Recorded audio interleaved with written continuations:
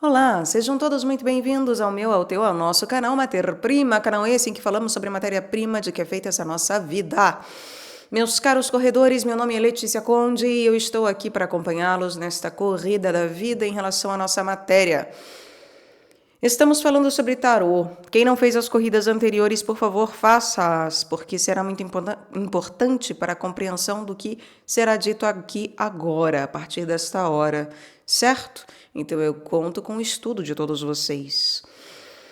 Meus caros, como já foi falado, então, aos costumeiros corredores, aqueles que fizeram o aquecimento adequado, como então já deve ser sabido e lembrado, nós sabemos que o tarô ele é uma ferramenta que nos auxilia numa meditação em relação à nossa vida cristã. Se não for de maneira cristã, não é bom que se toque um tarô, está certo? Tarô e astrologia são duas ferramentas que advêm do paganismo, contudo, é possível utilizá-los de forma cristã. São como bisturis. São como ferramentas que advêm da ciência e não da religião. A religião não se preocupa em fazer bisturis, facas, etc. Não há essa preocupação em relação à própria igreja. As ferramentas, os artesanatos, os artesãos, os artefatos, enfim, as coisas científicas foram dadas desde fora da igreja. E, portanto, ainda que muitos dentro da igreja, claro, sejam grandes cientistas, nada impede, porque ciência e religião, afinal, não são essas duas coisas que se coloca no mundo como se não fossem possíveis conviver juntamente uma com a outra. É possível sim uni-las, é possível unificá-las, porque em Cristo tudo se torna um e tudo se unifica em plenitude. E, portanto, o nosso trabalho aqui é mostrar de maneira rápida. Quem quer aprofundar, o canal é outro, é o Letícia Conde, mas aqui de maneira rápida nós observamos como é possível isso. Como que justamente o tarô é uma ferramenta, assim como um bisturi, que pode ser muito mal utilizada, claro, pode matar, inclusive, e pode servir para futilidades como cirurgias plásticas fúteis, como as que em muita medida temos hoje em dia, mas também pode servir para realmente compreendermos melhor a nossa vida cristã, para meditarmos e aprofundarmos questões cristãs, como, por exemplo, os mistérios do Cristo, o mistério que é a sua vida, mistério esse de fé, não é verdade? Porque, afinal, o que verdadeiramente cura não somos nós mesmos, nem o médico, não é a ciência, é a consciência, e consciência tem relação com fé. A fé te cura. Vai, dizia o nosso Cristo, quando aqui encarnado, vai que tua fé te curou. Então, não nos curamos por nós mesmos, porque a fé é dom de Deus e, portanto, dependemos única e exclusivamente da graça, misericórdia, do dom de Deus, daquilo que Deus nos dá enquanto presente. Sem Deus, nada, absolutamente nada é possível. Quem acredita que por si próprio se cura de qualquer coisa que tenha, essa pessoa é, no mínimo, assim, está de brincadeira na vida. Ainda não caiu a ficha sobre as coisas sérias, realmente. Essa pessoa está apenas passando, enfim, que passe no seu desfile, não é verdade? Que ela desfile, que ela passe. Fiquemos com as coisas que não são temporárias, cronológicas, de passagem. Fiquemos com as coisas perenes, com as coisas eternas. Fiquemos com aquilo que de fato nos gera vida em plenitude, porque é isso que Deus nos cobra e espera realmente de nós, enquanto suas criaturas, seus filhos adotivos. E, portanto, meus caros, o tarô ele serve como, assim como a astrologia, são ferramentas para que caminhemos melhor, para que tenhamos uma maior e melhor ciência cristã das coisas. E isto é possível. Provaremos no decorrer e no andar desta carruagem, está certo? Temos visto já, então, a relação de Cristo com tudo isso. Temos já visto. Começamos já. Vimos também a relação entre tarô e astrologia em termos de os elementais, os elementos, terra, fogo, água, ar, etc. etc. São esses 4 apenas, mas eu digo o andar deles pela astrologia, né? As quaternidades em trindade na astrologia, vimos isso. No tarô nós temos os 4 naipes, as 4 realidades do tarô, enquanto paus, ouro, espadas e a água, que é o cálice, e o cálice, que é copas, né? Mais uma vez, voltando, paus, ouro, espada e copa. Essas 4 realidades de elemento têm relação com fogo, paus, terra, ouros, ar, espadas e copas com água. Já fizemos essas corridas e, portanto, quem não fez, volte alguns vídeos e faça estas corridas. E hoje aqui nós iremos ver justamente a paixão de Cristo, tá? Qual é a diferença entre astrologia e tarô? Porque tem diferença. A diferença é que a astrologia, ela tem uma relação direta com a verticalidade, muito mais propriamente. Com as hierarquias angélicas, tem uma relação com a verticalidade, enquanto nós olharmos para o céu, de fato, inclusive. O nosso movimento de olhada para um mapa astrológico, para um mapa natalício, é de verticalidade. O tarô, até pela sua tiragem, a gente coloca o tarô aqui na horizontal.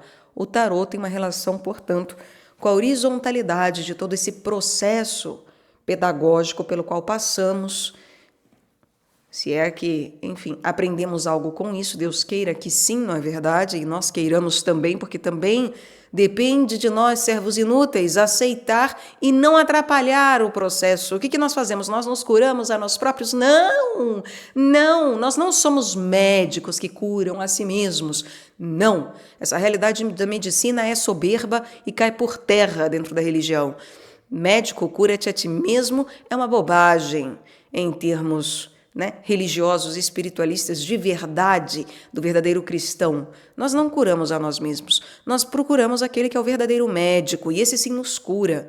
O que nós fazemos é não atrapalharmos o processo. Se nós somos minimamente decentes e dignos e minimamente honrosos e nobres em relação ao nosso sacro ofício, em relação ao nosso compromisso com o Cristo, e com a nossa missão aqui nessa terra, etc., se nós temos da mínima nobreza, da mínima obediência, castidade e pobreza, esses 3 votos marianos fazem com que nós não atrapalhemos. Então, o céu é merecimento? Alguém faz alguma coisa para ser curado, se tornar santo e ir para o céu? Não! Céu não é merecimento.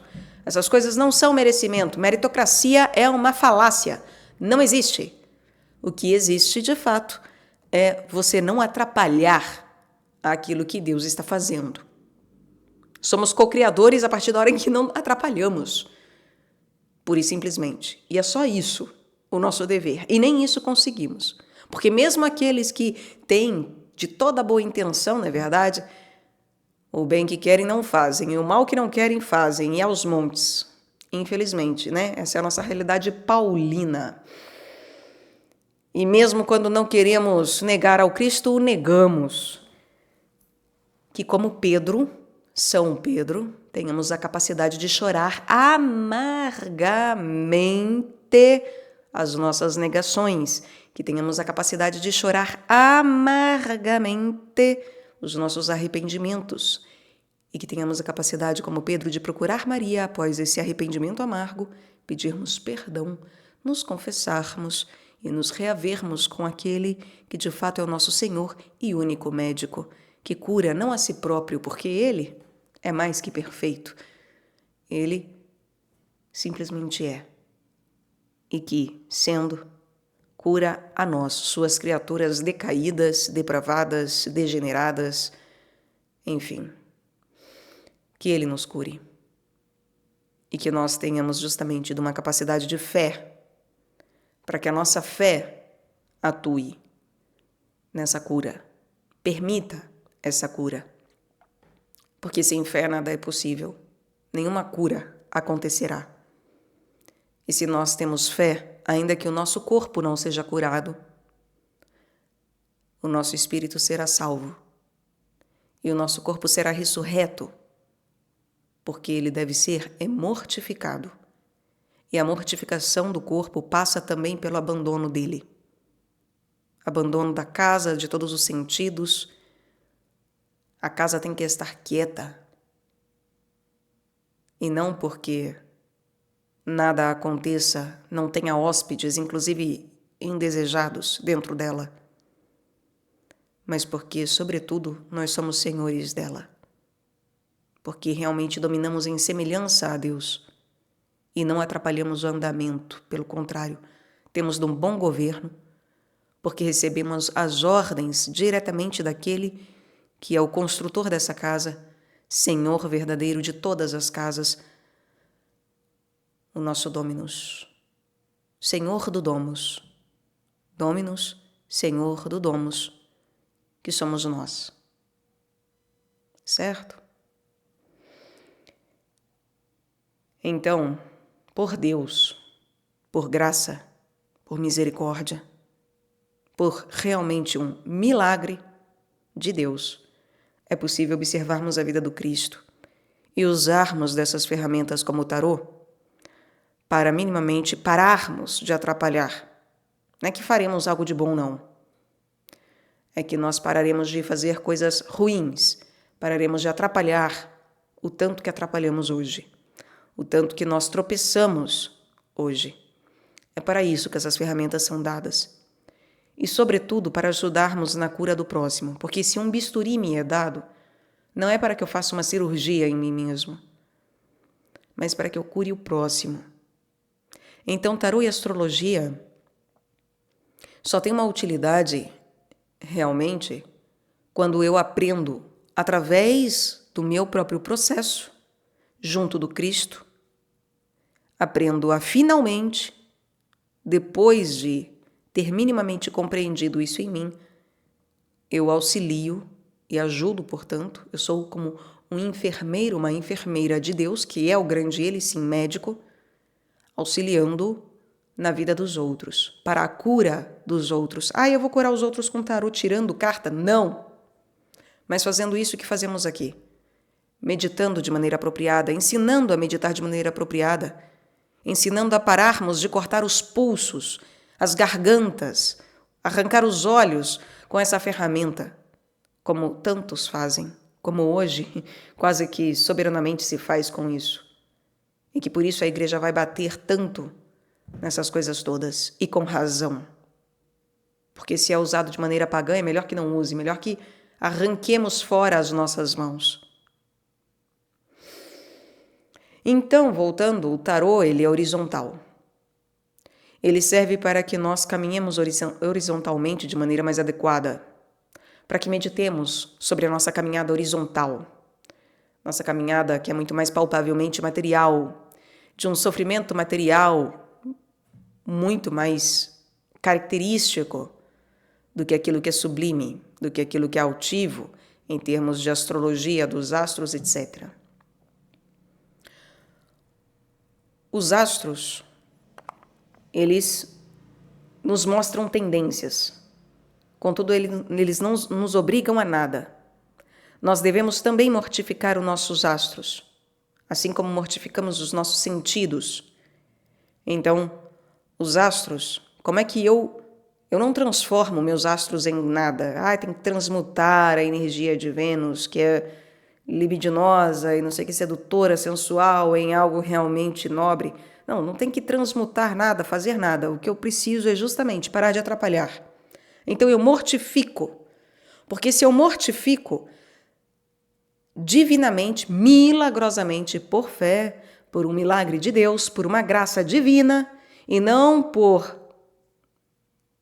astúcia minha, técnica minha, não é por técnica, não é por tecne, não é gnose, mas sim por uma entrega de mortificação. Se eu deixo de usar o meu lado sensual, libidinoso, enfim, o meu lado mais decaído e baixo de paixão, que passa qualquer um e me apaixono, passa qualquer um eu tô querendo, em que Eu deixo de ter das futilidades, eu deixo de ter das doenças venéreas, eu deixo de ter contato com tudo isso porque eu me torno cada vez mais casto, cada vez mais justamente voltado para as coisas elevadas, para um amor ao próximo, porque Vênus é amor ao próximo, para um amor ao próximo, que verdadeiramente é de sacrifício. Então eu passo a entender que o sacro ofício de Vênus, junto de Marte, porque eles sempre trabalham conjuntamente, é por isso que em Libra, que é venusino, um signo venusino, Saturno se exalta. Ah, então é por isso, porque eu tenho um sacrifício estruturante na minha vida, em que verdadeiramente eu abro mão e eu tenho de um rigor e uma castidade que me ajuda a começar a entender o que é o sacrifício, o que é o sacro ofício, que se constitui, inclusive, ali insistiu em Sagitário, em relação a Libra. E aí eu vejo que é possível Saturno e Júpiter trabalharem juntos, em completa harmonia. Vênus e Libra possibilitam harmonizar Saturno e Júpiter, que são duas realidades praticamente irreconciliáveis, praticamente inimigas, etc. Falaremos mais sobre isso, tá? Ainda chegaremos a falar, resumidamente e rapidamente, sobre astrologia também e iniciarmos toda essa tradução em relação àquilo que é cristão. Eu estou apenas mostrando a todos vocês que aqui chegam que é possível ver todas essas coisas de maneira cristã. Os arcanos menores, eles têm relação então com a horizontal. A astrologia tem relação com a vertical. Quando eu falo de vertical, eu estou falando de Pai Nosso, de fazer a vontade divina, de reconhecer a grandeza de Deus, de reconhecer a criação de Deus e a submissão da criação em relação a Deus. E por isso que a astrologia me ajuda nesse processo. Quando eu falo de horizontal, eu estou falando de Ave Maria. Ave Maria, em que eu repito 10 vezes nas contas do terço, por exemplo, porque aquilo que é mariano me auxilia com a matéria, porque ela é a mãe da matéria, ela é a grande matéria virginal da qual nós não fomos feitos, mas devemos nascer, ter de um segundo nascimento. Eu nasci da minha mãe de barro, mas eu preciso também nascer uma segunda vez da verdadeira mãe, que é a mãe da matéria divina, de matéria realmente sem pecado. Ora, então eu preciso me tornar um filho de Maria, como um Cristo. Não é qualquer filho de qualquer mãe, não é um filho da mãe. Eu preciso verdadeiramente me tornar uma Maria e um filho de Maria como Cristo. Certo? E quando nós falamos da realidade horizontal, portanto, nós falamos da nossa caminhada aqui na Terra, desse processo pedagógico pelo qual passamos.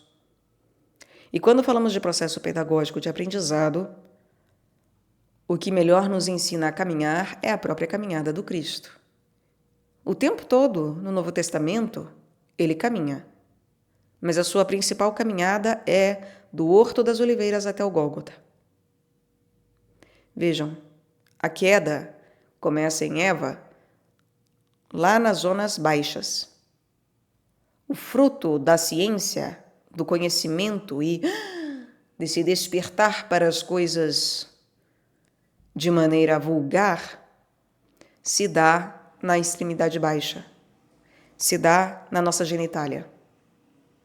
Quando começamos um movimento de saída para o deserto, um movimento de caminhada em que eu busco verdadeiramente um contato com Deus, que ainda não sendo perfeito, mas que Deus me manda cingir os meus rins e eu de fato o cinjo, sigo as regras e leis divinas que são dadas em tábuas de ouro de 10 mandamentos mosaicos, quando eu compreendo que isso não é bobagem, não é dogma, não é crendice, é realmente para que eu tenha de um cingir da minha vida, para que eu tenha filtros apropriados, porque os meus rins são preciosidades, não são qualquer coisa.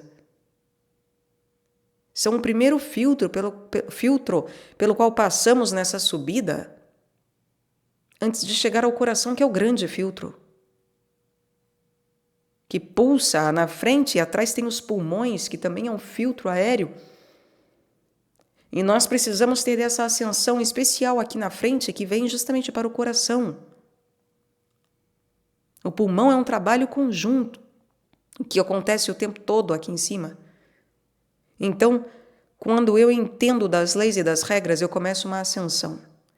Quando eu começo a caminhar com o Cristo e vou passando de cidade em cidade, pregando, exortando, vendo os sinais e tendo de um apostolado ao lado do Cristo e me tornando cada vez mais um Cristo em mim mesmo, eu saio da zona erógena, das regiões baixas, onde teve a queda, e eu começo uma ascensão até chegar num ponto que ele é um clímax, que é o Horto das Oliveiras. No Horto das Oliveiras, tudo começa a acontecer. Na verdade, começa no lava-pés, e nós veremos isso agora. Veremos isso. É importante estudarmos as horas da paixão do Cristo, o relógio da paixão. É importante estudarmos a Via Sacra, é importante estudarmos os mistérios dos terços, né? Do Rosário, do Santo Rosário. Os mistérios são 4. Temos os mistérios alegres ou gozosos, os mistérios dolorosos, os mistérios luminosos e os mistérios gloriosos. É importante estudar todas essas coisas. Quem quer levar a sério astrologia e tarô precisa. Não é algo que dá para abrir mão, tá? E quem não concorda, desliga e vai embora. Eu não tô nem aí. Porque não tem meio termo. Ou estuda e sabe essas coisas e começa a levar a sério a Bíblia, ou ficará de fora dos ensinamentos futuros e da possibilidade realmente de ressurreição, da possibilidade realmente de salvação. Ficará de fora da possibilidade realmente da ciência verdadeira em relação a essas coisas todas. Pessoas por aí, fazendo canaizinhos, escolinhas, filosofiazinhas, grupinhos especiaizinhos em que você paga um cursinho para ser especialzinho, para fazer parte de algo que poucos fazem, e pagando preços altos, gente, pagando caro. Isso tem de monte. Se eu cobrasse, tenho certeza que muitas pessoas mais valorizariam isso que é feito aqui. Mas como não se cobra, é dado de graça, porque de graça recebemos e de graça devemos dar, muitos deixam de valorizar ou acham que é bobagem, porque está sendo dito pelos telhados, apontado, e dito e gritado, etc., iluminado. Tem gente que acha que só tem valor aquilo que tem relação monetária, ou justamente de ser chamado a um grupinho, a um clubinho secreto, onde temos coisas secretas para nos sentirmos especiais. Aqui não tem isso. Aqui somos como Cristo diz. Ou buscamos isso, ainda que não sejamos ainda, né? Não vamos pressupor que o somos, mas enfim. Mas é o que buscamos. Buscamos a realidade do servo e servo inútil, aquele que se coloca em último, aquele que se faz escravo em tudo, aquele que se faz servil em relação a todos, que trabalha o tempo todo em subserviência completamente abnegada.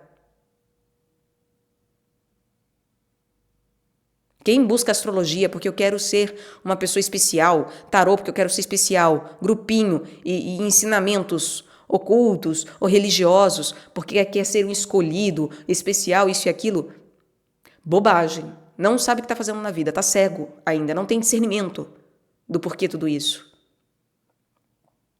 Então estudem, por favor, por amor a Deus, estudem. Não é porque eu digo, mas porque é necessário. Santo Agostinho fala, né? É impossível você amar aquilo que desconhece. Óbvio, é uma lógica irrefutável. Então conheçam o Cristo e conheçam os mistérios do Santo Rosário, a Via Sacra e o Relógio da Paixão. Por quê? Porque justamente, por exemplo, a Via Sacra tem uma profunda relação com o tarô. Veremos isso hoje. Assim como o relógio da Paixão do Cristo também nos serve de auxílio aqui em relação aos horários e compreensão de muita coisa. E os mistérios do Santo Rosário têm relação com a astrologia. Lá no Letícia Conde eu falo sobre isso já há tempo. Faz 1 ano que eu parei de falar, mas eu vou voltar a falar agora. Se Deus quiser, enfim, deixar de ser apenas uma inútil e voltar a ser uma serva inútil. Enfim. Então, meus caros, tendo tudo isso em conta e entendendo que agora o papo ficou sério, né? Nossa, mãe do céu. Nós vemos que a paixão do Cristo, então, se nós olhamos o relógio da paixão do Cristo, tá? As horas da paixão do Cristo, nós vemos que tradicionalmente se coloca que o lava-pés é o que dá início à paixão do Cristo. O lava-pés é quando o Cristo cinge a sua cintura com uma toalha. Cingir cintura, já falamos sobre isso, na verdade. Ele cinge a sua cintura. Deus sempre falava para cingir bem os rins. Então ele cinge-se e, cingido, ele vai lavar os pés dos apóstolos. Ele lava os pés e, portanto, isso mostra que, se antes eu me cingia os rins por conta de leis e regras que eu preciso seguir de maneira indubitável, agora eu me cinjo com uma toalha se eu quero fazer como Cristo, e se eu presto atenção e observo a ação do Cristo, eu observo que ele não vem revogar as leis e aquilo que nos cinge a cintura, mas ele mostra que as leis e as regras não é para condenar, mas sim para nos lavar do que temos de ruim, dessa lama nojenta na qual nos encontramos, mesmo quando achamos que nós estamos falando e pregando coisinhas bonitas. Estamos buscando e fazendo coisinhas bonitas. Porque, né? Falamos do Cristo da boca para fora. Deus nos livre disso. Meu Pai. Porque nos interessamos, então, por tarô, porque é legalzinho, porque é cool, é moda, sei lá, eu me sinto especial, então, eu me sinto especial. Porque é algo pagão, fora do mundo cristão, não é nada. Vocês verão. As coisas estavam deturpadas e podemos retificá-las. Então o lava-pés nos mostra que essa toalha com a qual Cristo cinge a sua cintura, cinge os rins com ela, é mostrando que todo o caminho anterior não era para condenação. É para que regras e leis nos ajudem a ter de uma melhor vivência em relação aos nossos passos.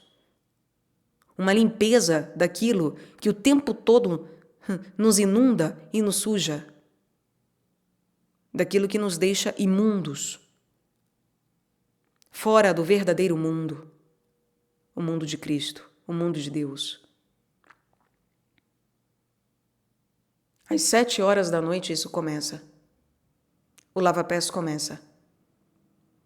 O sol acabou de se pôr. Faz pouco tempo. Isso mostra que começou uma noite.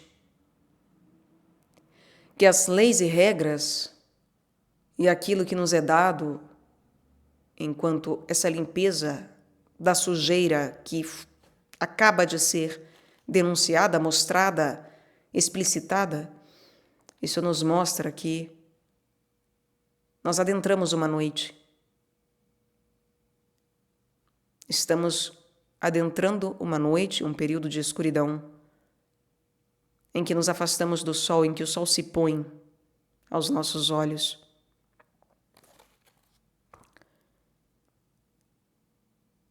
E a partir daí, do lava-pés, né, tem a ceia, a instituição da Eucaristia, tem todos os acontecimentos que nós temos que estudar no relógio da paixão, até que Cristo leva os apóstolos até o Horto das Oliveiras. Vejam, começa o lava-pés às 7h, às 8h tem a instituição da Eucaristia, e às 9h Cristo já está indo com os discípulos para o Horto das Oliveiras. lava pés, ele institui a Eucaristia e vai para o Horto das Oliveiras.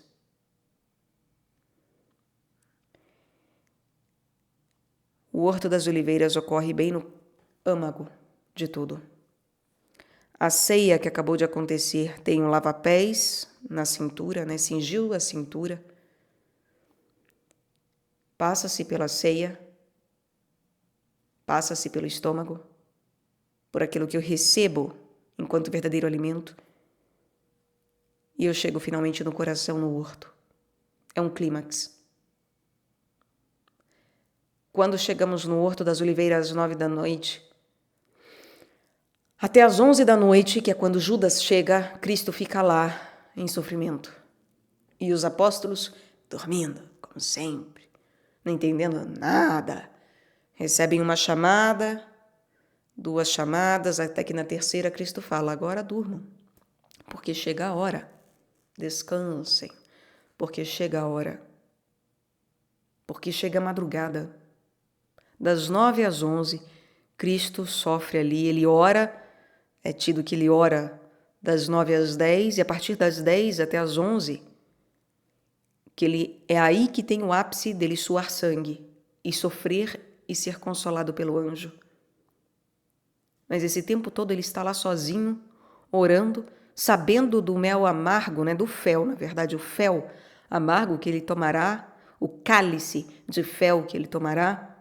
Ele pede para que Deus Pai, se possível, afaste esse cálice dele, mas que se faça a vontade de Deus Pai e não a dele. E chora, e sangra, e sua. E é consolado não pelos apóstolos, mas por um anjo, pelos anjos de Deus. Porque de fato não são os homens que nos consolam, são os anjos. Só uma realidade angélica é capaz de nos consolar de fato das atrocidades que virão e que ocorrem na nossa vida. Porque os outros apontarão o dedo. Os outros dormirão, ou apontarão o dedo, ou te trairão com um beijo. Você não presta, você tem que morrer, você tem que passar por isso, você merece. Você isso, você aquilo. Ah, tem que condenar? Então eu condeno logo. E dão uma de Judas. E nem vem. Porque aquele que condena ao seu irmão, aquele que traz a cruz para o seu irmão, esse era melhor que não tivesse nascido, hein? E aquele que causa escândalos, era melhor que passasse uma corda no pescoço e se lançasse ao alto mar. Nós nos esquecemos dessas coisas. Cristo lá passa por tudo isso. E 11 horas da noite, Judas vem.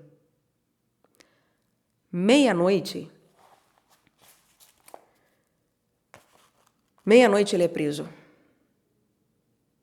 Então, à 1 da manhã, ele é levado a Anás e às 2 horas da manhã a Caifás. Anás e Caifás revelam a realidade judaica da condenação de Cristo, em que eles ficam justamente encontrando argumentos e buscando testemunhas para condenar o Cristo por algum pecado, por alguma falha, até que conseguem, astutamente, não é verdade? Astutamente. Às 3 da manhã, Cristo é negado por Pedro. 3 da manhã, um horário tão simbólico, não é mesmo? Que tantas pessoas têm até medo. Porque às 3 da tarde Cristo morre, às 3 da manhã não é só o diabo que nos aparece, como dizem, né? Que é a hora do anticristo.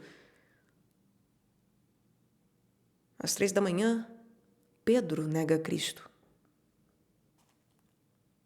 Isso é de doer. É de realmente amargar o coração, como Pedro soube e sabe. E às 4 da manhã, finalmente, ele é condenado pelo Sinédrio, pelos judeus, à morte. E então ele é levado a Pilatos. Às 5 da manhã, ele é levado a Pilatos. Meus caros, o que acontece às 5 ou 6 da manhã, quando começa esse julgamento do Cristo na polis? o dia começa a amanhecer. 5, 6 da manhã, quando ele é levado a Pilatos e a Herodes, e volta a Pilatos às 7 da manhã, é quando o dia amanhece. É a hora que o dia amanhece. E é a hora que as coisas políticas começam a ganhar forma. Então, antes, a realidade noturna foi uma realidade que é toda envolta em coisas obscuras e envolta numa condenação daquele próprio povo, né, que o condena, o próprio povo escolhido o condena. Em especial os fariseus, etc., né? Então, é quando ocorrem as coisas mais inimagináveis, porque ele é traído por Judas, é negado por Pedro, sua sangue. É um clímax, de fato, que ocorre ali no horto. E toda a sentença dele no Sinédrio, pelo seu próprio povo, etc. Quando o dia começa a amanhecer, e finalmente, às 8 da manhã, ele é condenado no lugar de Barrabás. Lembremos, Barrabás, Bar-Abá. Bar-Abá é o filho do pai. Barrabás é o filho do pai. Abba, pai.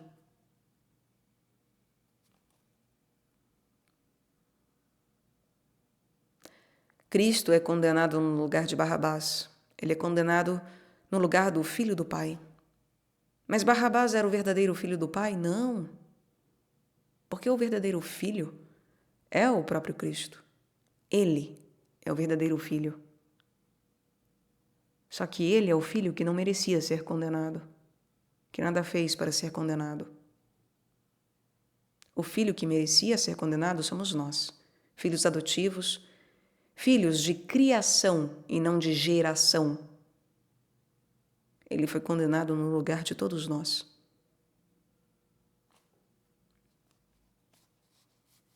E, portanto, às 8 da manhã, quando ele é condenado, começa a Via Sacra. Eu falarei rapidamente sobre a Via Sacra, porque é este caminho, e eu fiz essa explicação anterior, para sabermos do que partimos, de onde partimos e sobre o que falamos. Porque, então, o tarô é composto de 14 cartas. O tarô, eu digo, os arcanos menores. E essas 14 cartas, elas são referentes às 14 estações da Via Sacra do Cristo, que é o que nós começaremos agora, tá? Essa caminhada agora, e passaremos carta a carta, estação a estação, vendo a meditação apropriada para cada carta. Isso, claro, tendo em conta todos os elementos de uma só vez, tá? Então, tentarei ser sucinta. Muitas vezes isso me é difícil aqui, mas tentarei. Conto com a boa compreensão de vocês também, paciência para comigo e aquilo que eu sou tão falha. De toda maneira, meus caros, às 8 da manhã, nós temos a nossa primeira Via Sacra, a primeira estação da Via Sacra, que é a condenação de Cristo. É a polis que nos revela isso. Pilatos lavando as mãos. Vejam, as mãos, o sacerdote, como é que o sacerdote abençoa? Como é que o sacerdote tem da sua autoridade? Pelas mãos, pela imposição de minhas mãos sacerdotais, eu vos abençoo. Em nome do Pai, do Filho e do Espírito Santo. Amém. Diz o Padre. As mãos, elas estão em união junto dos pés. Cristo nos lava os pés. E as mãos é onde você tem autoridade sacerdotal. As mãos têm relação com aquilo que é angélico, com aquilo que é do Espírito Santo. Para quem estuda astrologia, sabe, as mãos têm uma regência geminiana, assim como o pulmão, né? Toda essa parte aqui, ela é uma regência geminiana. E tem uma relação profunda com o Espírito Santo. uma relação profunda com o sopro da vida. Tem uma relação profunda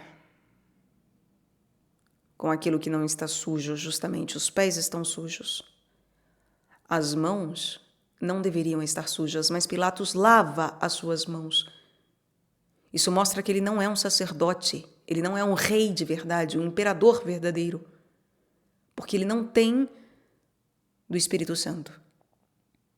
Ele condena-se a si próprio quando faz isso, mesmo tendo sido alertado pela sua mulher. Quando ele lava as mãos e derrama o sangue de Cristo, autoriza o derramamento do sangue do Cristo, a condenação do Cristo, o que ele está fazendo é condenar a si próprio. Não adianta lavar as mãos. Ele inteiro está imundo, né? Os seus pés estão absolutamente imundos. E as suas mãos mostram que ele não está dotado daquilo que é angélico, daquilo que é próprio do Espírito Santo, porque o Espírito Santo tem uma relação profunda com os anjos.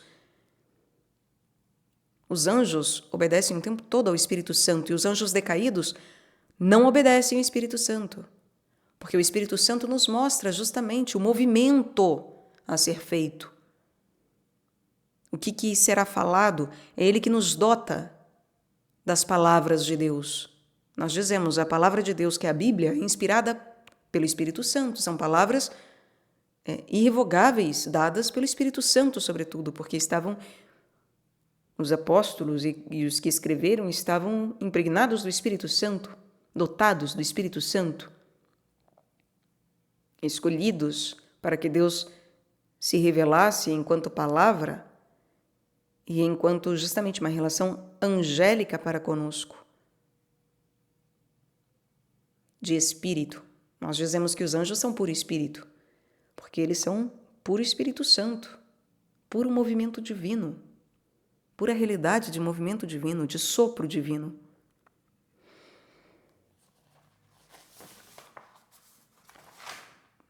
Eles são responsáveis pelas coisas que estão cristalizadas. É através do Espírito Santo que nós cristalizamos coisas. Por isso que esses estudos são necessários, porque nos ajudam a conhecer Deus e conhecer a sua igreja e ver que nada disso que até hoje nos foi dado é bobagem. Pelo contrário, a ciência vem para corroborar, para realmente mostrar que, olha, é isso mesmo.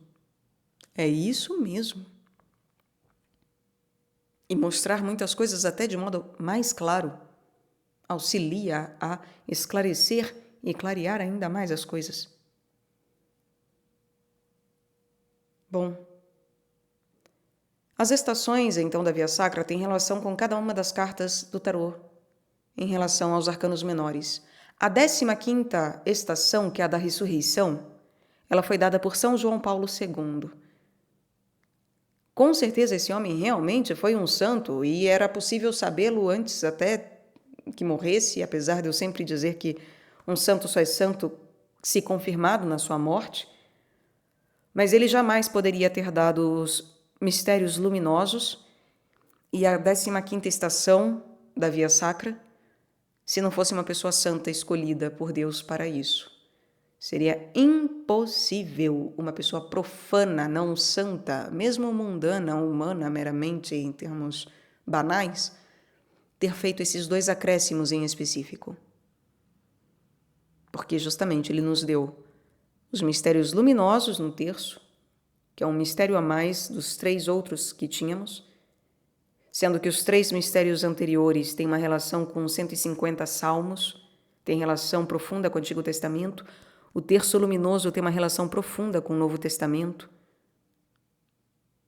Os 3 outros com o Antigo e o luminoso com o Novo. Veremos tudo isso lá no Letícia Conde. Quem quiser vá lá. Eu darei continuidade nesses estudos em relação aos mistérios do terço. Do rosário, na verdade, né? Os mistérios do rosário que rezamos no terço. E a 15ª estação, que ele também nos ofertou, também nos deixou, que é a ressurreição, a meditação em relação, a contemplação em relação à ressurreição do Cristo na Via Sacra, que é a 15ª estação, que tem um momento específico de meditá-la, né? Nós fazemos reiteradamente a Via Sacra durante a época de paixão, quando estamos chegando na época de paixão, etc., começa-se a Via Sacra, mas chegar na 15ª estação é em um momento dado especial, específico, ao fim de toda a caminhada repetida de Via Sacra. Não é de qualquer jeito. E a 15ª estação tem relação com os arcanos maiores do tarô, tá? Que é a ressurreição do Cristo, que é aquilo que é arquetípico, sumamente arquetípico, é aquilo que é de uma autoridade em relação à vivência da vida reta e eterna. Então só se chega no arcano maior se passamos pelos menores. E nós, de fato, só compreendemos a relação com os arcanos menores de maneira profunda depois que chegamos nos maiores e falamos, tá. Depois que vivemos a ressurreição e vemos o Cristo ressurreto, a gente fala, tá. Porque os próprios apóstolos passaram pela vida de apostolado, mas só quando eles receberam o Cristo ressurreto, que inclusive vai e envia o Espírito Santo em Pentecostes, o Consolador, e eles saem pregando e convertendo e fazendo.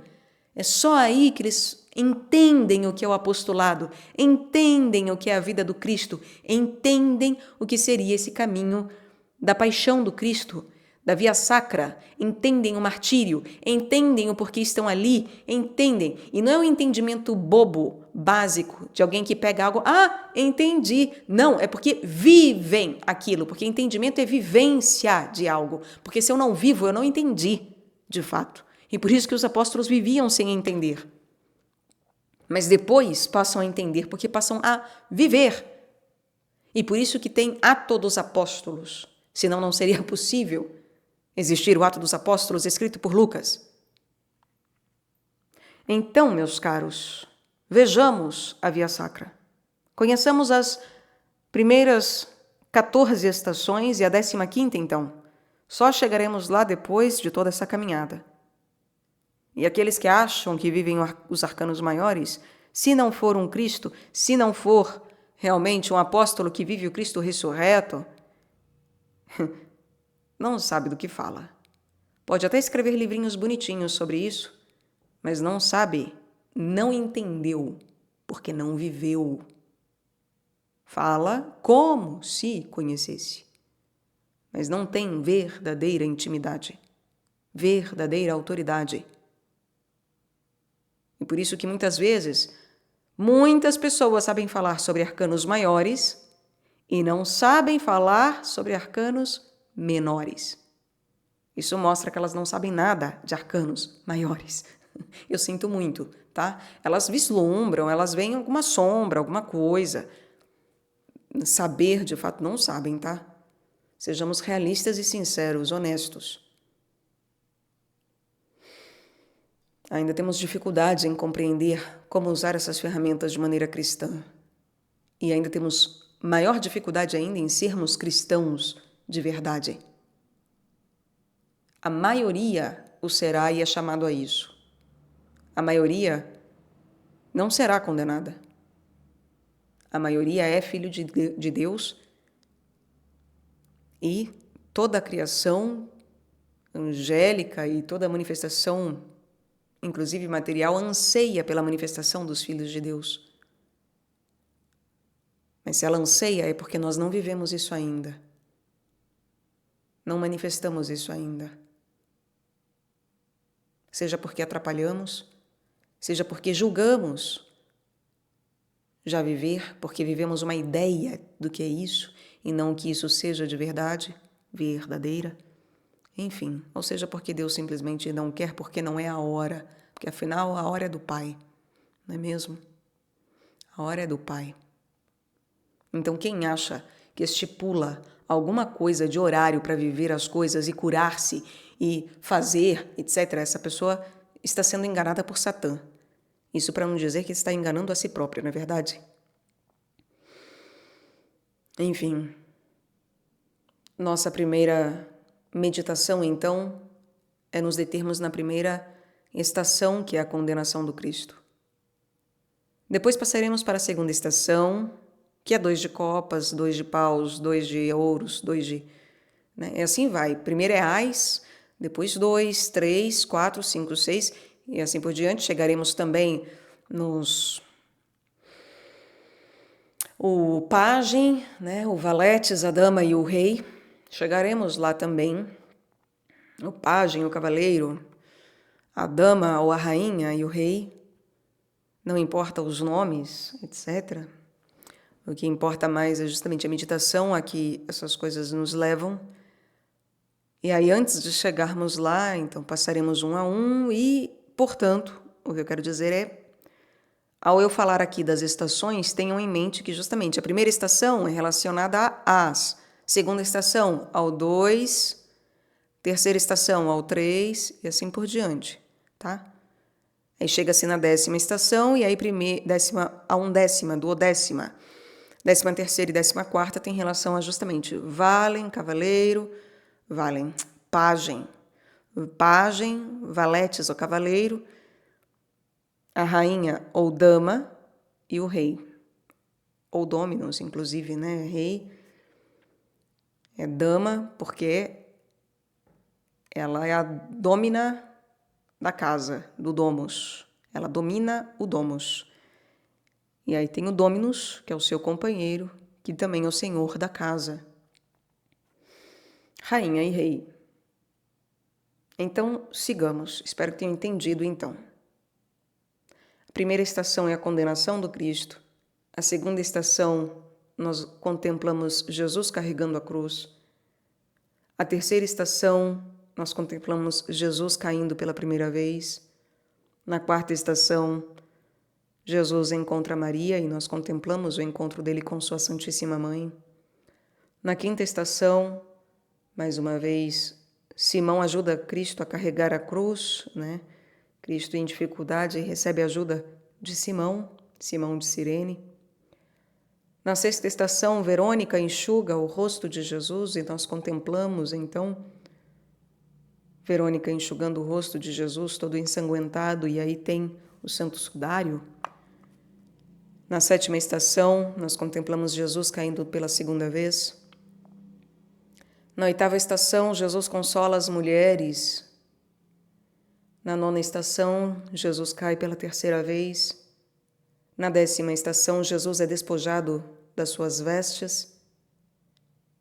Na 11ª estação ou 1ª estação, Jesus é pregado na cruz. Na 12ª estação, Jesus morre. Na 13ª, Jesus é descido da cruz. E na 14ª, Jesus é sepultado.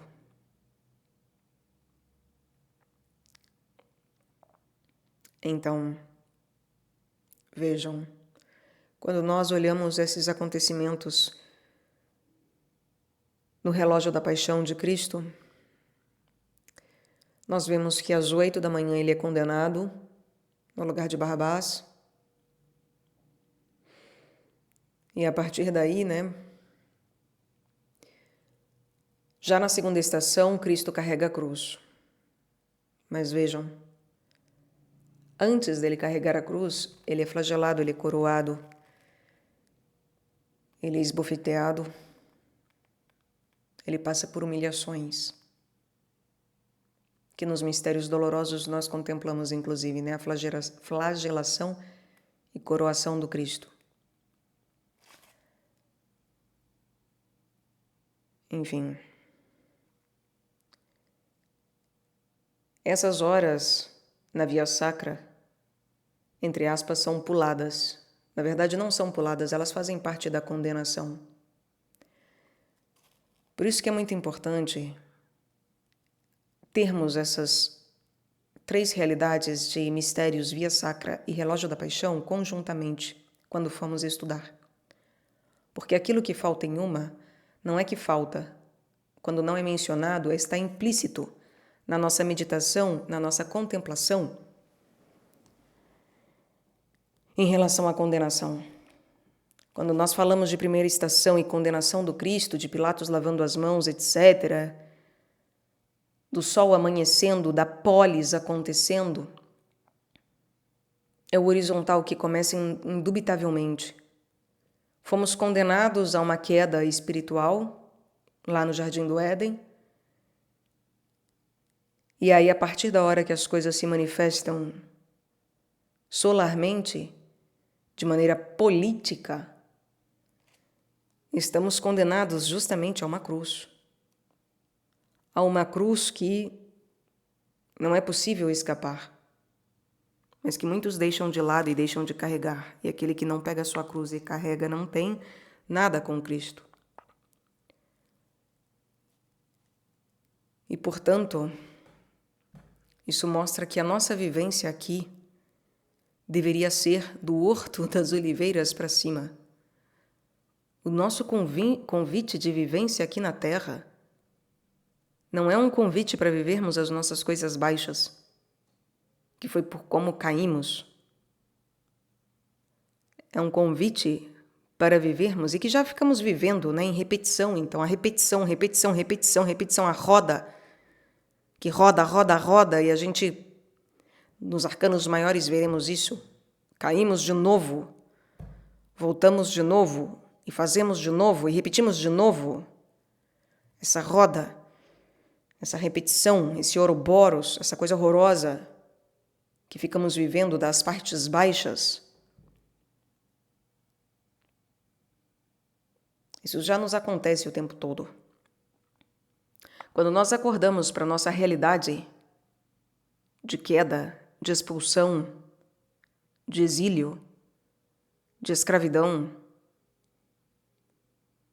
e passamos a cumprir com as leis de Deus minimamente, para nos cingirmos, então, para sermos cingidos de forma apropriada, com as regras e leis apropriadas para isso, nós passamos a ver que nós cobrimos as partes baixas e paramos com essa repetição. Começamos a mortificar essas reações. Eu agir de maneira repetida, repetida, repetida, repetida, repetida, repetida. E passo a verdadeiramente poder conhecer coisas superiores. Conhecer de uma Maria que pode conceber de um Cristo. De uma marianificação que começa da minha cintura para cima, em termos de manifestação visível daquilo que é mariano. Não adianta simplesmente, então eu não vou fazer sexo. Castidade não é só sexo. Se eu não passo a viver a minha castidade, o sexo é o básico, é o mínimo. É o mínimo. Se eu não passo a viver a minha castidade do umbigo para cima, por assim dizer, do meu quadril para cima, dos meus rins para cima, Maria não irá se manifestar na minha vida. E eu não me manifestarei e não manifestarei as minhas ações e escolhas e coisas em termos marianos. Bobagem. Então, quando nós estamos na primeira estação, me perdoem, quando nós estamos na primeira estação vendo que há a condenação do Cristo, horas, eu preciso compreender que é uma realidade que nós vamos passar a viver, porque eu recebo justamente todas as coisas no coração, eu recebo todas as impurezas, eu recebo tudo aquilo de veneno que me é injetado, que me é aplicado, que me é dado.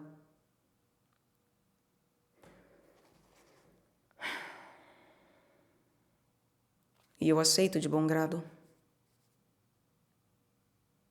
Eu começo todo um processo em que justamente no horto ele já recebeu todos os pecados, sangrou por todos os pecados. Mas quando se é condenado, Quando você passa pela condenação na polis, e não só no sinédrio, e não só no horto, quando você passa na polis, é quando as coisas palpáveis começam a justamente fazer com que você viva esse pecado dos outros. Com que você viva materialmente, palpavelmente, factualmente, aquilo que vem de condenação. Entendem a diferença?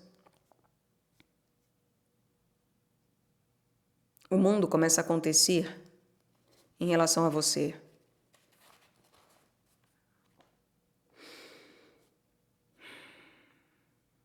As coisas ganham visibilidade. E até Jesus começar a carregar a cruz, então tem um tempo que se passa, algumas horas que se passam, tá? Jesus começa a carregar a cruz às 11 horas da manhã, se eu não me equivoco. É às 11 que ele começa a carregar a cruz. E aí, todo o andamento, vejam só, segunda estação começa 11 horas da manhã. Terceira, quarta, quinta, sexta, sétima, oitava, nona. Tudo isso em 1 hora. Da segunda estação à nona, em 1 hora isso tudo se dá. Porque meio-dia é a 10ª estação. Quando Jesus é despojado das suas vestes e é pregado na cruz, que é a 11ª também.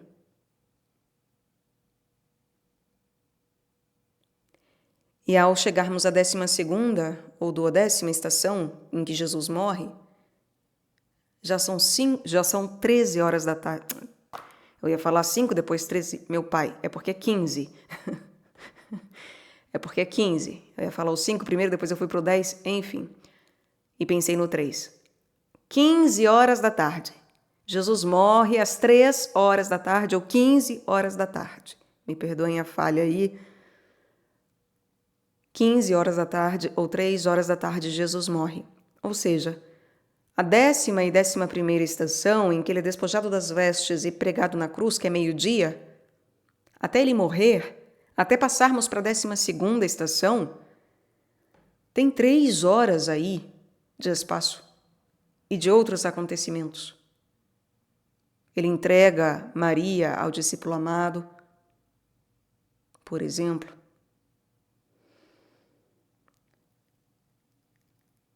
Às 5 da tarde, que é a 13ª estação, Jesus é descido da cruz. Ele morre às 3, a lança lhe é transpassada às 4, e às 5 ele é descido da cruz. Às 5, o de Arimateia, como é que ele chama? José de Arimateia, não é isso? José de Arimateia consegue a autorização de Pilatos para descê-lo da cruz. E aí às 6 ele é sepultado, às 5 ele é descido e posto no colo de sua mãe, a Pietá, e às 6 ele é sepultado, às 18 horas da tarde, que é quando novamente o sol o quê? Se põe. E claro que no meio disso, quando Jesus morre, temos o eclipse solar, falaremos sobre isso também. E então Jesus morre e é sepultado. O sepultamento de Jesus, que tem relação com o rei.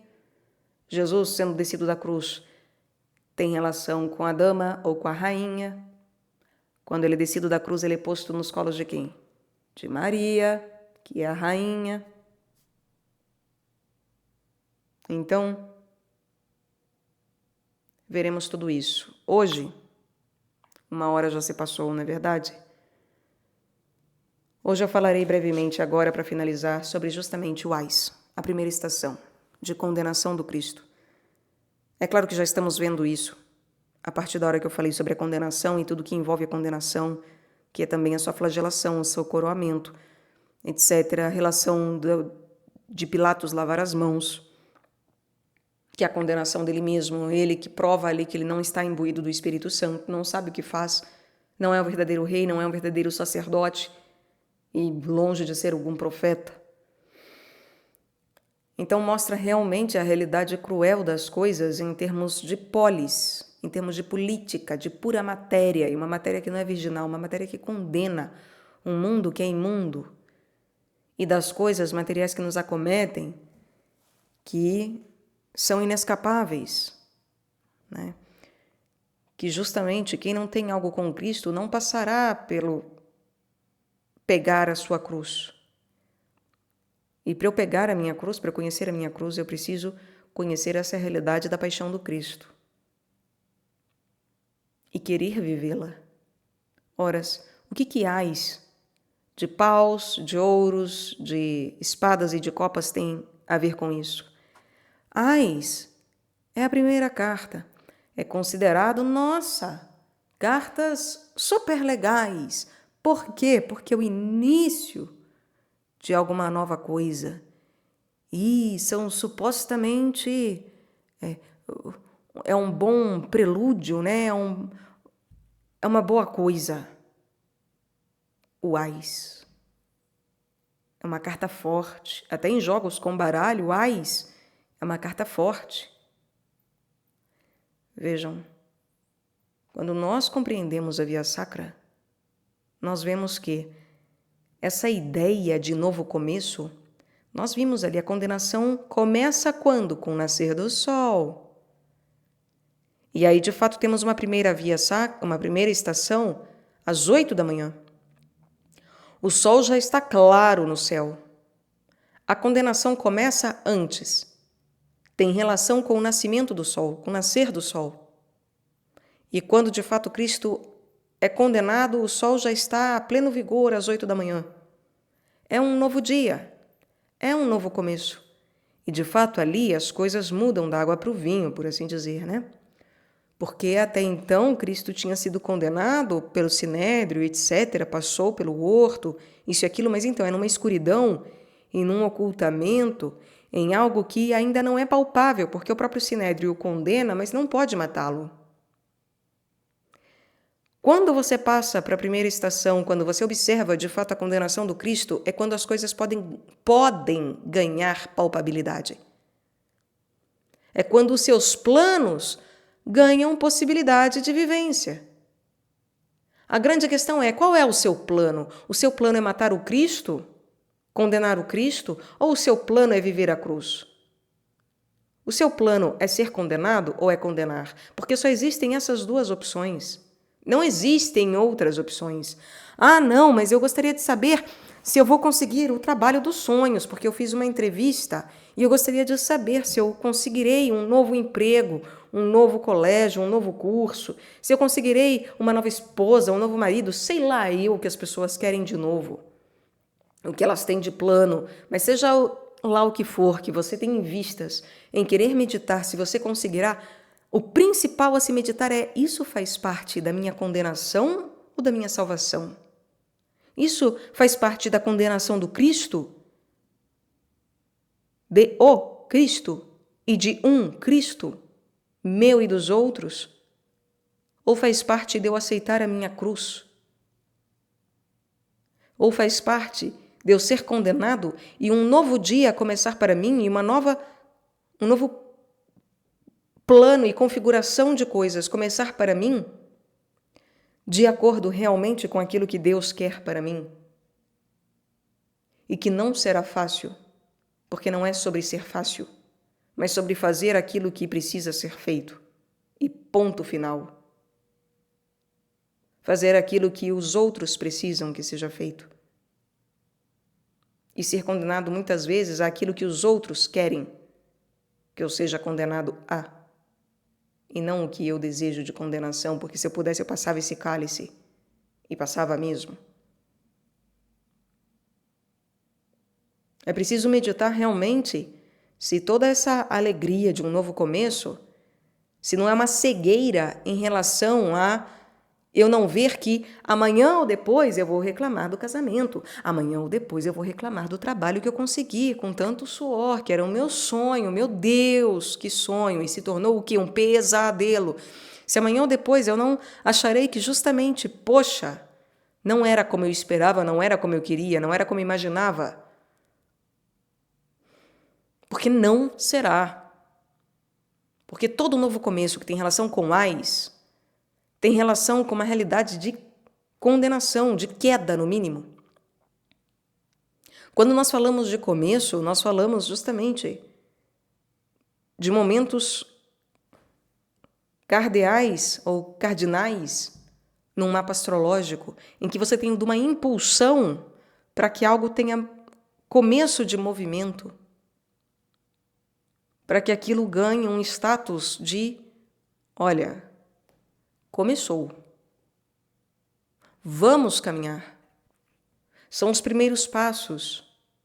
E aí depois se fixa, porque você consegue fazer a caminhada, você se mantém caminhando,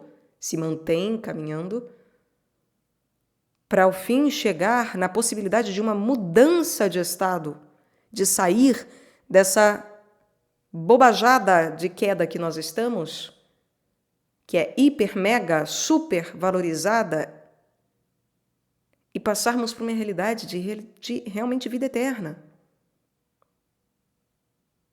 De uma mutabilidade que não é de constrói, destrói, constrói, destrói, constrói, destrói, como pagãmente se acredita em termos de essas rodas de samsara, essas realidades que justamente vivem o eterno retorno de Nietzsche, etc., essas coisas horrorosas que nos condenam a um mesmo constrói e destrói, ou que se muda pouca coisa, ou muda coisa nenhuma, ou sei lá, né? Quais são as diversas ideias que se tem por aí em relação a esse constrói e destrói, que no Oriente, inclusive, isso é muito forte. Não é sobre uma construção e desconstrução, um destruir, mas é de fato termos de uma mudança que leva para algo eterno. Porque o mutável fútil é daqui. Esse constrói e destrói das coisas é daqui. Não é da realidade eterna.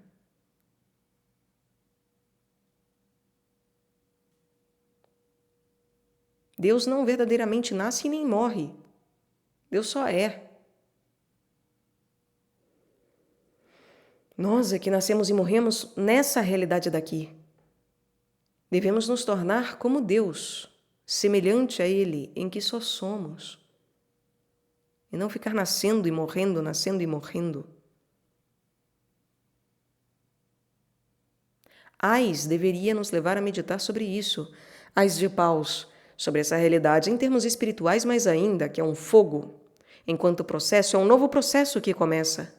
Eu estou sendo convidado a um novo processo espiritual. Será que agora não é a minha chamada para começar um processo cristão, católico? Um processo de mudança espiritual na minha vida de forma palpável, visível aos olhos, de 8 horas da manhã, frente a todos, perante a todos, mesmo com todos me acusando, porque quem anda com Cristo será acusado e entregue até pelos seus pais, filhos, filhas, irmãos, porque todos te entregarão, te acusarão, etc. Todos. Essa é a realidade de uma primeira estação. E as pessoas acham que é algo bom porque elas não pensam no depois. Porque elas não entendem que o depois também ainda é ais. Que a condenação, que a flagelação, coroação, que todas as coisas inoportunas dos outros nos cutucando, nos flagelando, gozando, esbofeteando, insultando, que todo o desgosto em relação àquilo que começou de novo, que é novo na nossa vida, seja um trabalho, um relacionamento, etc., uma nova cidade, uma nova escola e tudo mais, que no começo pode parecer lindo e maravilhoso, mas que com o tempo, então, virão essas agressões, essa violência. É inerente ao processo. A grande questão é, eu escolherei ser violento O violentador ou o violentado? Eu escolho ser algoz ou vítima? E ai, Cristo chorou, gritou. Não, Cristo recebeu tudo calado. Não é para ficar, eu sou vítima da sociedade, meu Deus. Tudo bem, as vítimas existem. E tem coisas que precisam ser denunciadas. Isso sim, com seriedade, com a devida justiça, porque a justiça também é de Deus. Agora, é diferente de querer viver o Cristo, porque isso faz ficar bem na fita, ou sei lá, eu.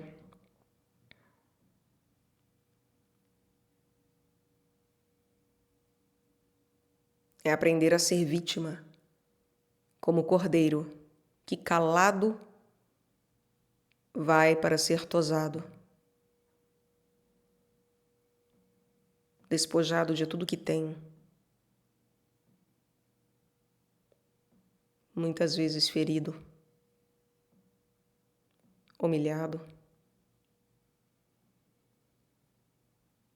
Será que eu estou indo para o meu novo emprego preparado para isso? Para minha nova paróquia preparada para isso? Para uma nova casa? Para um novo curso, uma nova universidade? Preparada para a humilhação que virá? Para os problemas que com certeza aparecerão? Todo mundo só quer ver o lado bonito. Eu consegui o que eu queria. Será? Será?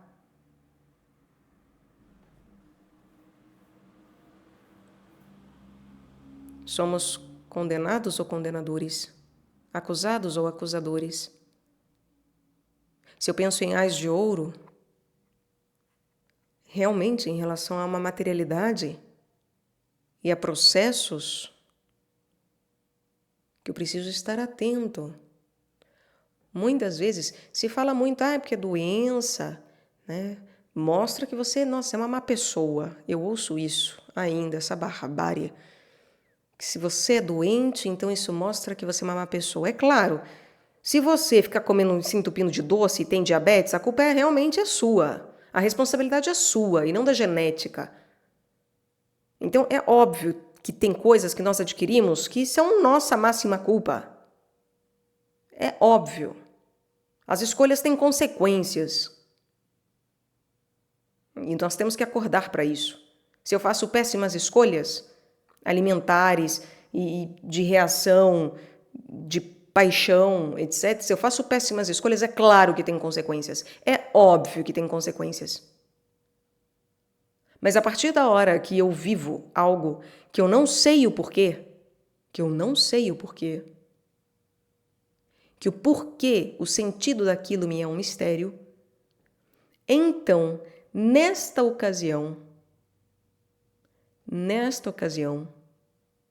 o que se abre para nós é que é a oportunidade, é a grande chave para que Deus embuta sentido na nossa vida, para que Ele imbua a minha vida de sentido.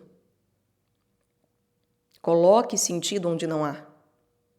Não para que eu fique olhando o passado, eu fiz más escolhas, eu não deveria... Não é para ficar igual a esposa de Ló, olhando para trás, porque vira estátua de sal.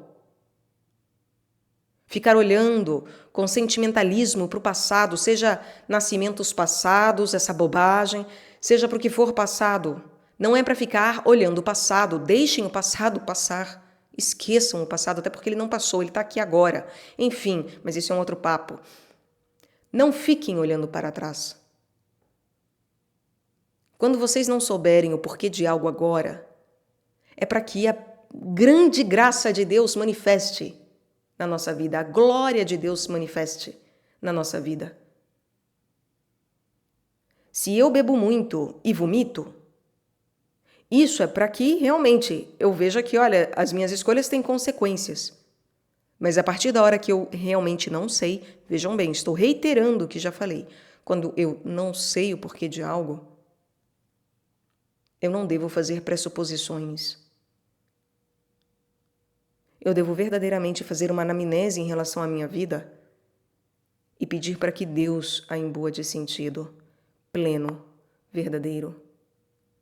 Porque já não importa se foi algo que eu fiz ou deixei de fazer. A única coisa que importa é que eu coloque realmente toda a minha fé e toda a minha confiança nas mãos de Deus.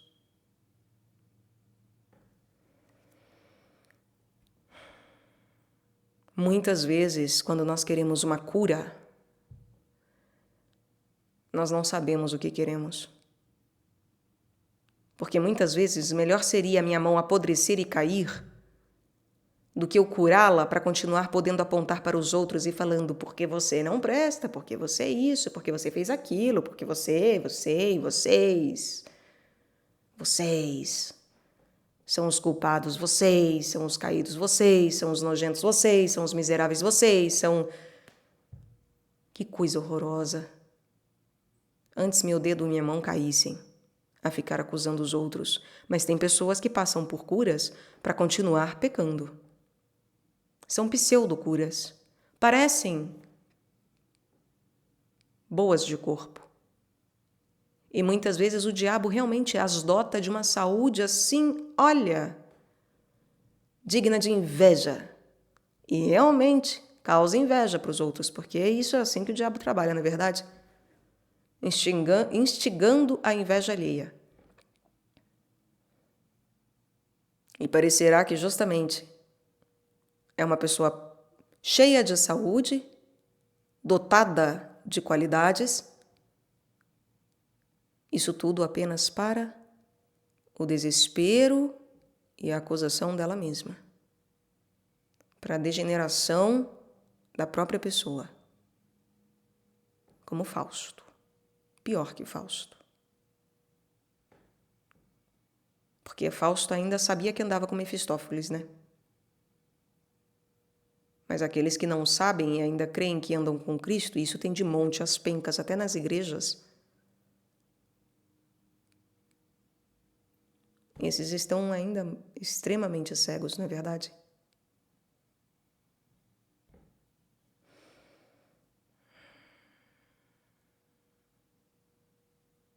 Então, meus caros, quando vocês meditarem o Ás de espadas, tive uma ideia!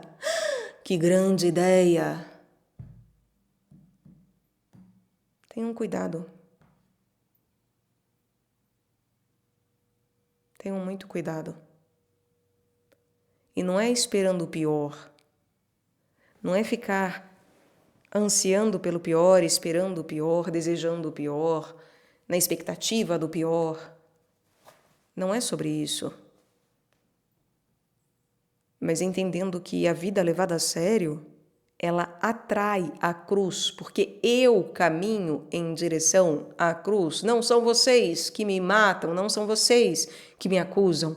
Eu me ponho à frente, eu me entrego, eu me dou de boa vontade. Eu faço por plano do Pai, por obediência, pobreza e castidade. Eu me dou.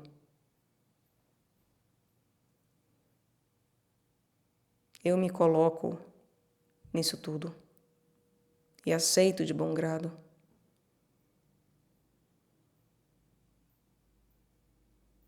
Então eu atraio essas coisas todas de tal forma que eu não passo a repulsá-las depois, como nós costumeiramente o fazemos.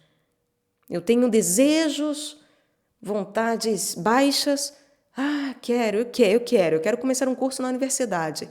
E eu quero. Eu falo de coisas aqui que são minhas, né? Assim, eu ponho coisas ao meio porque é para mim mesma que eu falo isso aqui também. Preciso ouvir essas coisas também. Graças a vocês eu posso me ouvir também. Obrigada. Então, quero começar um curso. E aí não é pensar, nem ficar pensando sobre em que horas aquilo será tedioso, Que horas eu receberei então os esbofeteios, que horas, inclusive justamente dentro de, né, de faculdade, universidade, psicologia, que é o que eu quero, etc. Veremos se Deus também quer, né? Mas falar de religião, então falar de Deus, os outros darão risada. Falar que essa teoria aí está errada ou ela é limitada. Freud falar de arquétipo, ele não entendeu exatamente o que é arquétipo. Não, você não. Quem é você para corrigir as teorias? Quem é você para falar alguma coisa?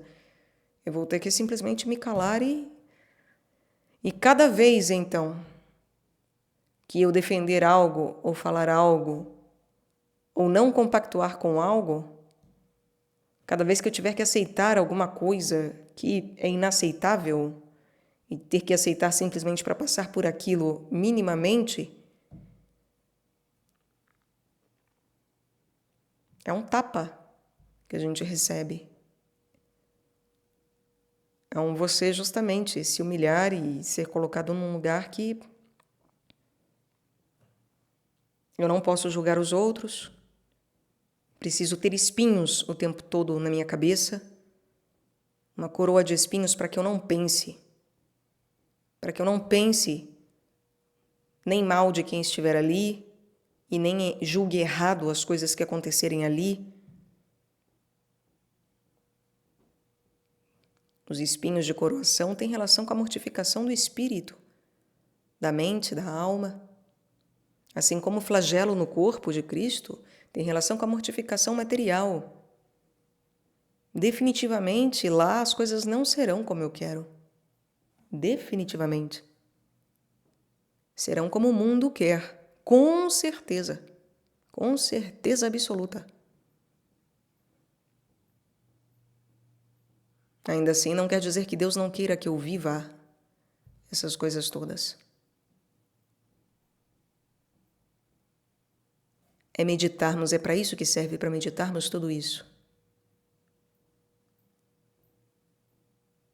Para um ás de copas, eu meditar justamente os meus sentimentos, as minhas paixões.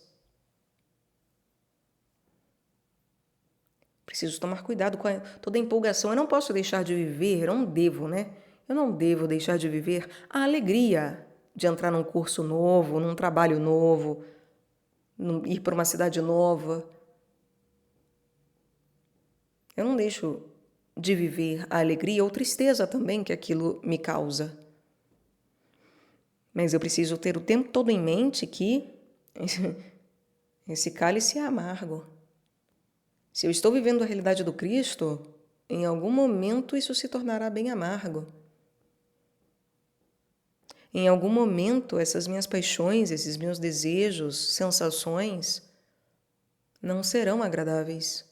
E esse novo processo que começa, ele engana.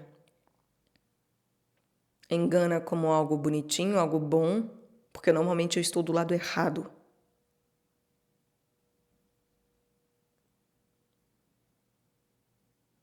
E que mesmo quando eu estou junto do Cristo, eu não posso repulsar essas coisas todas, me negar a viver essas coisas todas. Pelo contrário, eu devo aprender a ser grato, a realmente ver como uma grande oportunidade, de grande misericórdia de Deus, eu poder viver tudo isso.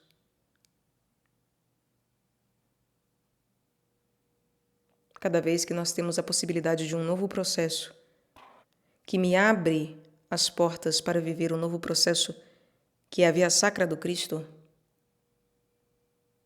começar essa nova jornada de 14 passos, que o tempo todo está acontecendo na nossa vida, porque é fractal, é rizomático e fractal, então cada vez que isso se dá, eu devo ser extremamente grato. E aí sim está o lado belo do ás, o lado forte, o lado realmente de grande carta.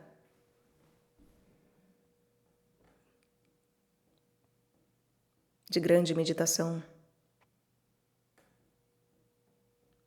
de entendimento que começou. Eu realmente vou viver a cruz, como Cristo viveu. Eu finalmente serei um cristão. Eis aí outra possibilidade, outra oportunidade para eu ser cristão. Graças a Deus. Porque se dependesse de mim, nem a primeira oportunidade não existiria, porque eu não sou o Cristo. Então quer dizer... E achamos que existem médicos andando entre nós. Eles não existem, ou no máximo existem enquanto santos. Mas mesmo os santos não se dirão médicos. São enfermeiros, enfermeiras, são auxiliares simplesmente. São aqueles que nos acompanham no hospital como pais, mães, irmãos, amigos que ficam lá com a gente, perguntando para Deus, perguntando para o médico, e aí? E aí? Ele vai melhorar, não vai melhorar? Ela vai melhorar, não vai? Faça algo por esse meu irmão, por essa minha irmã. E fica enchendo o saco do médico. É isso que um santo faz. Enche o saco de Deus. E faz o que Deus pede, enquanto auxiliar. Enquanto alguém que é responsável por justamente ver os sinais vitais, ensinar os devidos remédios, ensinar as devidas maneiras, as devidas fórmulas, as devidas formas. Ninguém nessa vida é médico, senão Deus. Ninguém cura a si próprio.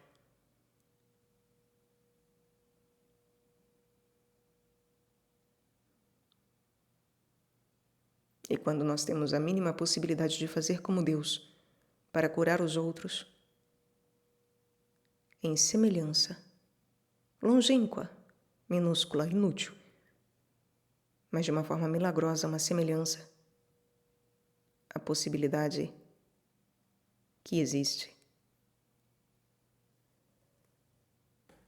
é essa, da via sacra.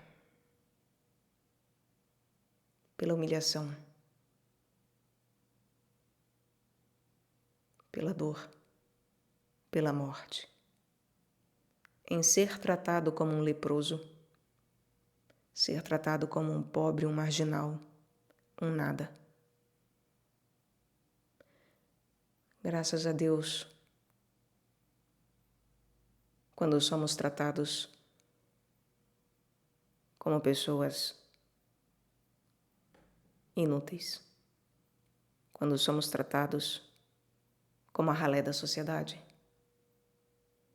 quando somos tratados como aqueles que não prestam, como os cancerígenos, os cancerosos,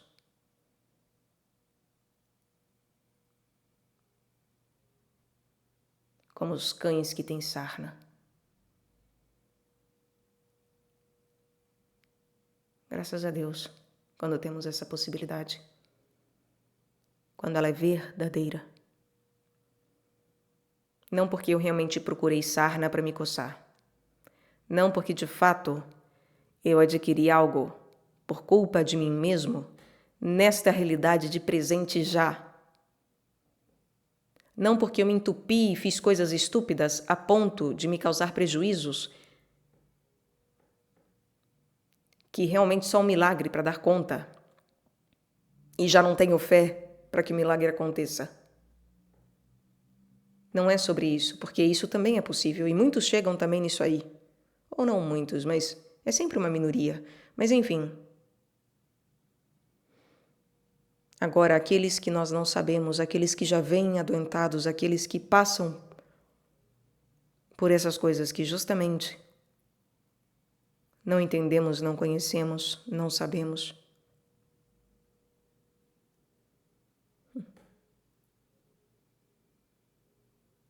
Então, que sejamos capazes de dar graças.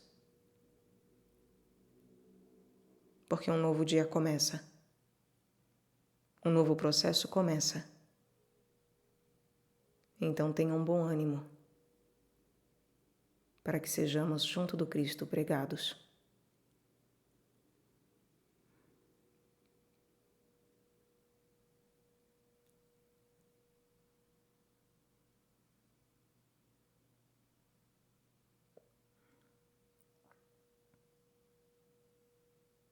É para isso.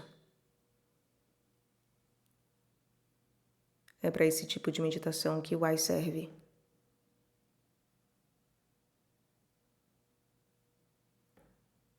Mais uma vez, será que na realidade espiritual e no meu processo eu estou condenando ou sendo condenado?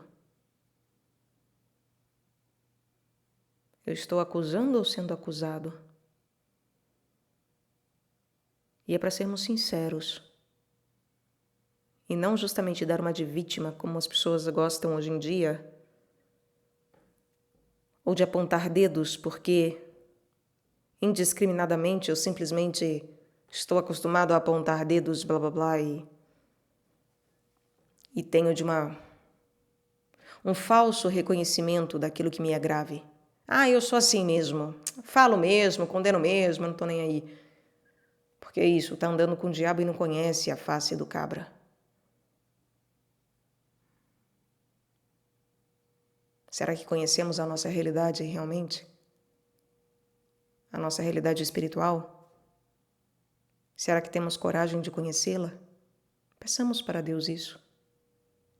Para que eu conheça se eu sou Pilatos ou se eu sou o Cristo.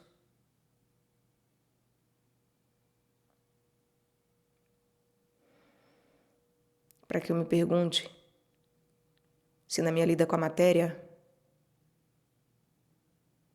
eu estou culpando as coisas? Eu estou fazendo das coisas um entrave, um obstáculo para a minha vida realmente? Ou o que eu passo é de condenação que me advém dela, de tal forma que realmente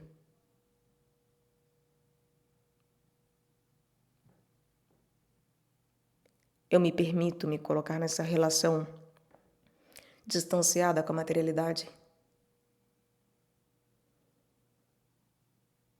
em que se a matéria falasse, ela diria: ele não me ama tanto assim, ela não me ama tanto assim.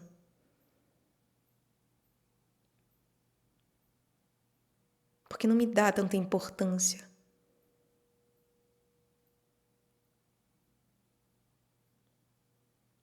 Será que temos realmente uma relação adequada?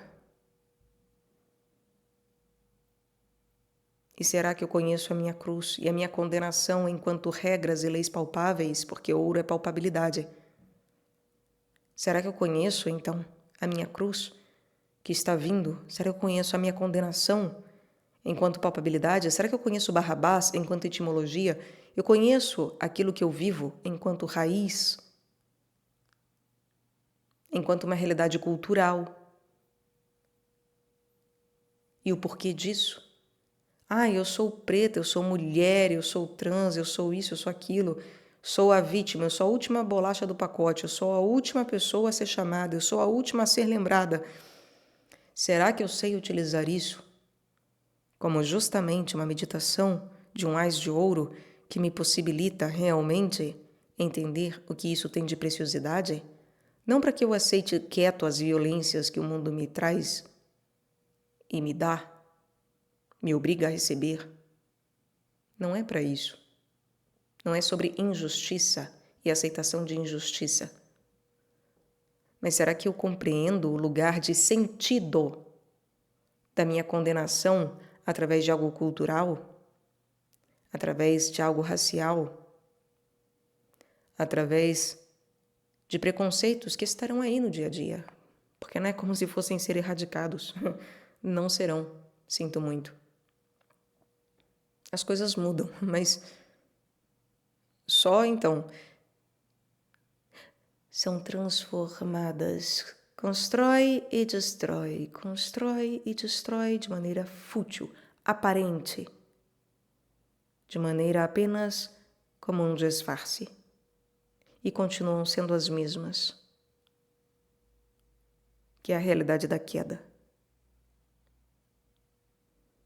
A realidade de que somos maus e pendemos para a concupiscência a todo tempo.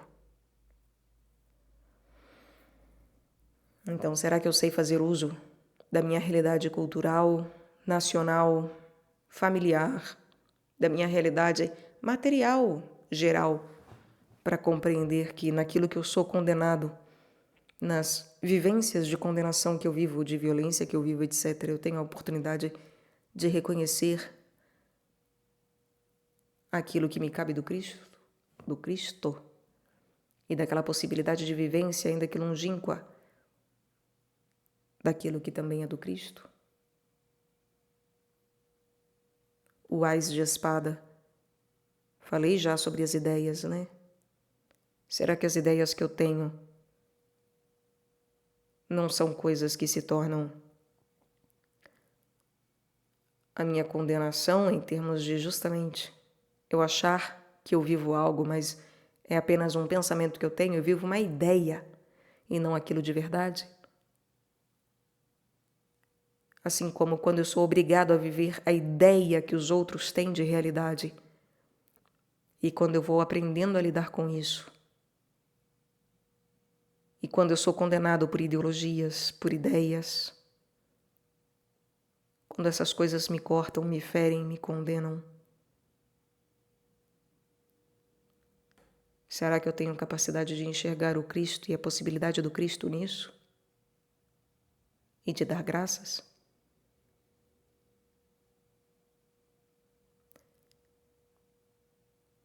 E em ás de copas, será que quando alguém grita comigo?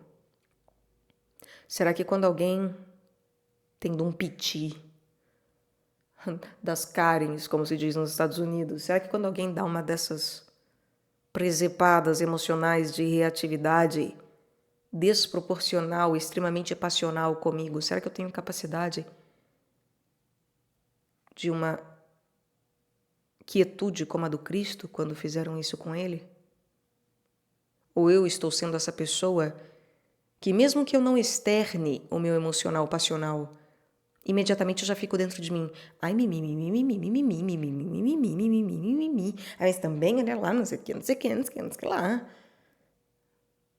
Será que quando tem uma criança que justamente é aquela pessoinha que não terá a capacidade de coordenação das suas emoções, das suas paixões, porque é só uma criança, meu Deus.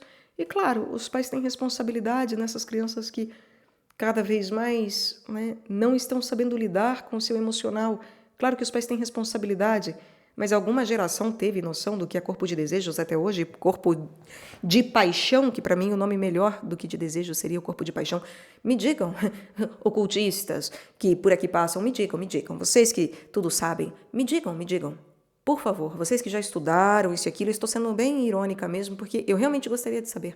Alguma geração soube algum dia lidar realmente com o seu corpo de paixão? Porque eu não conheço nenhuma.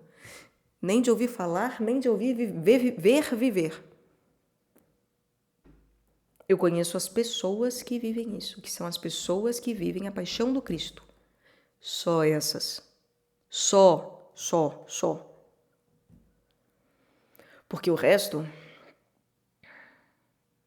não é algo geracional que se aprenda. É do Cristo. Vinde a mim as criancinhas, pessoas que não querem criança perto, sejam quais forem. Essa pessoa não tem comunhão com Cristo. É tudo bem não querer filho, no sentido de não se sentir chamado a isso ou preparado para educar uma criança.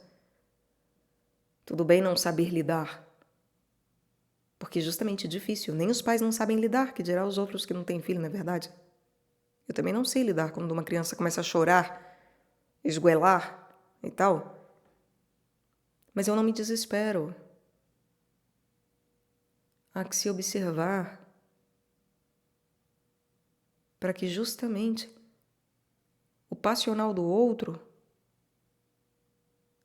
não seja eu a condená-lo, para que eu possa, estando organizado minimamente,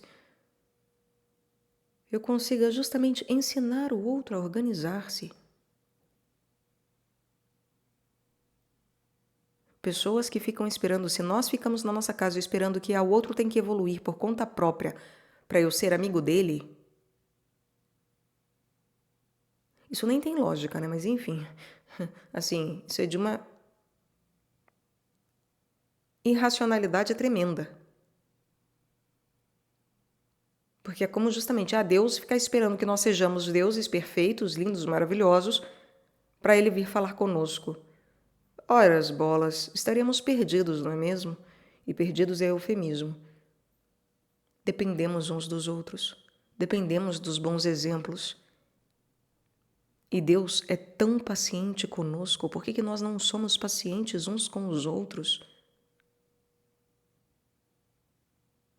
É incompreensível. Será que o cálice de ais, o ais de copas, é um fel amargo que eu estou fazendo os outros beberem? Com o meu emocional, meu corpo de paixão, que tem repulsão por isso, por aquilo, por aquilo outro, porque eu acho nojento, porque eu não gosto, porque eu não quero, porque isso e aquilo, porque eu condeno, condeno e condeno? Repulso, repulso e repulso? A criança grita, eu já me impressiono. Meu Deus, está gritando! Eu já me impressiono. Corpo baixo da área de desejos, né?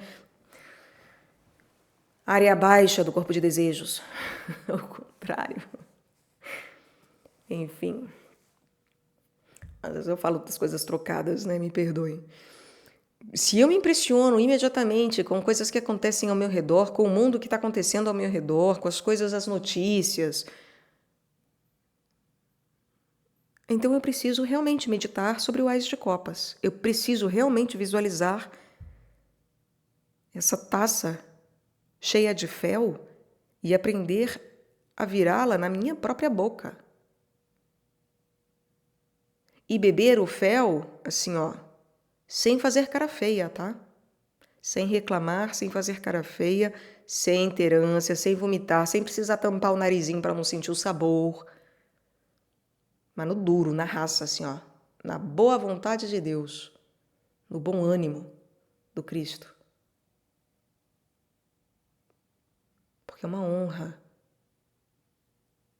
É verdadeiramente uma honra. E é verdadeiramente tudo isso para a glória de Deus, para a graça de Deus.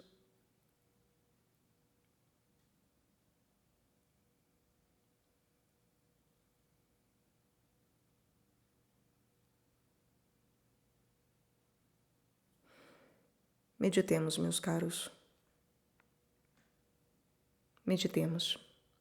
Essa caminhada ficou longa, essa corrida ficou extremamente longa porque é o começo. E eu precisava explicar essas coisas todas antes, de que já falei. Na nossa próxima corrida, prometo que tudo será mais rápido, porque assim eu falarei sobre as estações, então, e aí eu já não retomarei mais o que já foi dito, porque eu espero que vocês anotem, que vocês estudem, que vocês levem a sério e que sigam correndo, fazendo todas as corridas, né? Enfim, sem pular nada, porque senão perde alguma coisa, não é verdade? Mas aí vocês são responsáveis por si mesmos. Eu faço o que me cabe dentro do que me cabe, dentro do que é possível. Obrigar nem Deus obriga nada, ainda que seja a nossa obrigação correr atrás ao máximo. É isso, meus caros. Fiquem com Deus. Uma boa meditação a todos, bons estudos e até mais.